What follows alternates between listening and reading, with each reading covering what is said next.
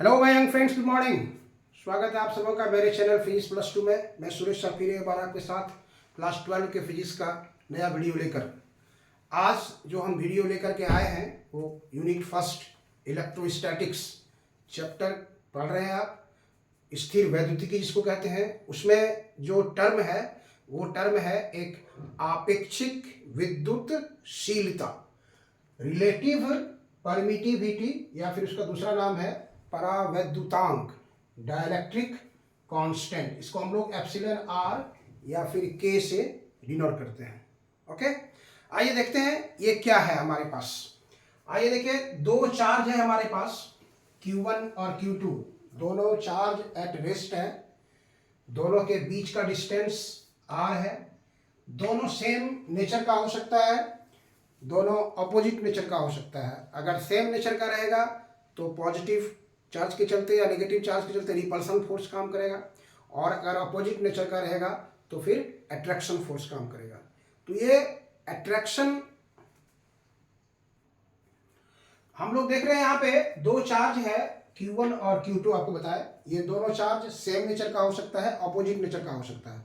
Same nature का रहेगा तो रिपल्सन का फोर्स लगेगा, अपोजिट नेचर का रहेगा तो अट्रैक्शन का फोर्स लगेगा। तो हम लोग मान लेते हैं कि ये r डिस्टेंस पर रखा हुआ है, तो इस दोनों के बीच जो फोर्स एग्जिस्ट करेगा जिसको विद्युत बल कहते हैं, हम लोग उसको कूलम के नियम से लेंगे।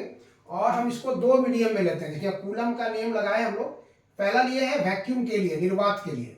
निर्वात के लिए जो फोर्स दोनों के बीच काम कर रहा है वो है F naught 1/4 pi epsilon naught Q1 Q2 by R square. इसी दोनों चार्ज को उतना ही डिस्टेंस पर किसी मीडियम में रख दिए।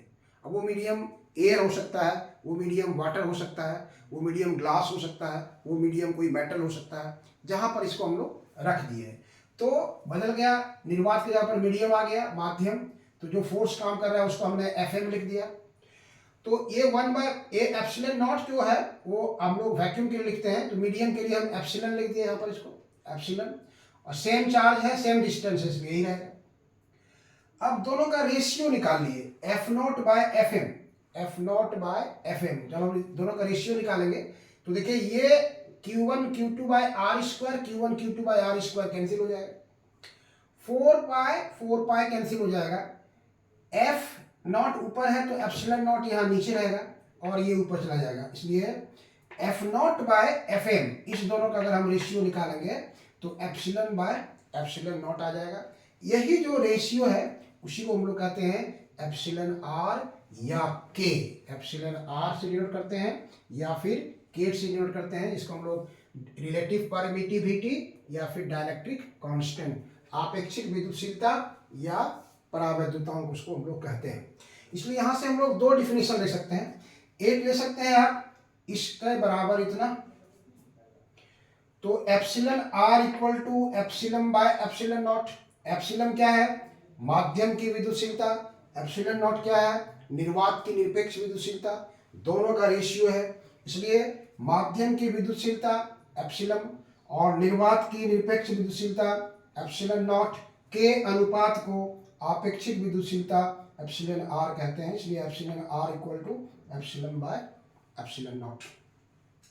दूसरा क्या हो सकता है? इसको इसके बराबर कीजिए, F naught by F M epsilon R, F naught by F M epsilon R. F M, F naught क्या है?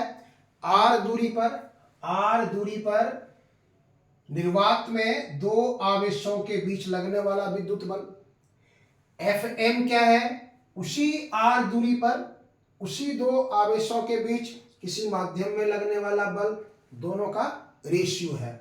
इसलिए निर्वात में आर दूरी पर स्थित दो बिंदु आवेशों के बीच विद्युत बल एफ नॉट और किसी माध्यम में उसी आर दूरी पर स्थित उसी दो आवेशों के बीच का विद्युत बल के अनुपात को आपेक्षिक विद्युतशीलता एप्सिलॉन आर कहते हैं। इसलिए epsilon R equal to F naught by F M, F naught by F M. तो अब देखिए ये फोर्स है, ये न्यूटन कैंसिल हो जाएगा, इसलिए मात्रकहीन विमाहीन, नो यूनिट नो डायमेंशन। यहां भी लेंगे आप, यहां भी लेंगे, कूलम स्क्वायर पर न्यूटन पर मीटर स्क्वायर, कूलम स्क्वायर पर न्यूटन पर मीटर स्क्वायर, दोनों कैंसिल आउट, इसलिए no unit no dimension. Medium के लिए ये इसका वैल्यू अलग अलग होता है। अगर निर्वात है, हवा है, हवा के लिए एप्सिलॉन आर का वैल्यू 1 होता है। पानी के लिए एप्सिलॉन आर का वैल्यू 80 होता है। कांच के लिए एप्सिलॉन आर का वैल्यू 3 से 4 होता है। धातु के लिए एप्सिलॉन आर का वैल्यू इनफाइनाइट होता है। तो मतलब epsilon R minimum 1, maximum infinite. Epsilon R का वैल्यू किसी माध्यम के लिए हमेशा 1 से अधिक होगा। इसलिए एप्सिलॉन आर का हम लोग रख सकते हैं less than equal to 1, sorry greater than equal to 1, less than equal to infinity. ये इसका रेंज हो गया, किसका? एप्सिलॉन आर का, मतलब आपेक्षिक विद्युतशीलता का ये रेंज हो गया, ये परास हो गया। किसी मीडियम के साथ हमको अगर निकालने के लिए कहेगा तो हम लोग इसका वैल्यू निकाल सकते हैं, एप्सिलॉन का वैल्यू हम लोग निकाल सकते हैं। जैसे मान लीजिए हमको पानी का पूछेगा, आपको पानी का बताइए कितना होगा। पानी का आपको मीडियम है, उसकी विद्युतशीलता कितनी होगी, पानी का, वाटर का।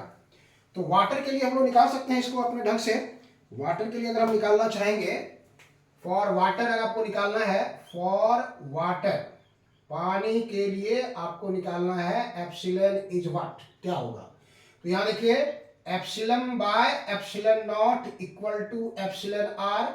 यहाँ पर एप्सिलॉन हो गया और ये हो गया आपको 8.85 10⁻⁻12, और वाटर का यहाँ लिखा हुआ है 80 से आप गुना कर दीजिए, 80 हो गया।